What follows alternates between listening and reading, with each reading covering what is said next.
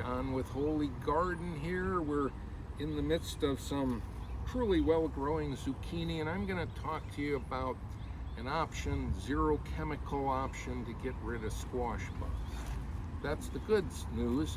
The bad news is it requires an awful lot of effort. And why is my dog always in videos? This seems to happen all the time.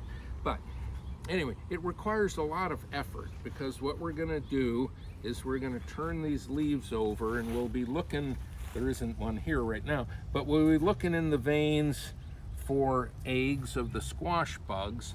We got some video of that. And then we'll be cutting the eggs out, or if you find the adults, you squish them. That's zero chemicals, but it's a lot more labor.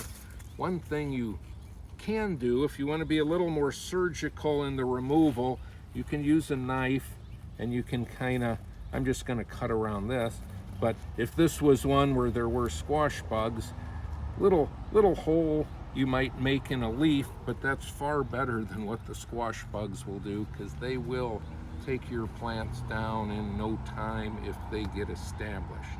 So let's look into that a little closer. These squash beetles are bad news.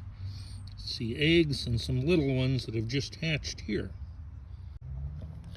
I am going to squish these guys with my finger, and then I'm gonna squish the eggs too. 2 sets of them here. This creates a little damage to the plant, but it's way better than what these things do. You get on the leaves, suck all the sap out of them, leave you with just basically a dead plant in a matter of days. This is an acorn squash that's starting to produce, and you really have to look on the underside of all the leaves, because they end up laying these eggs everywhere. And then we squish them up. Yeah, take that.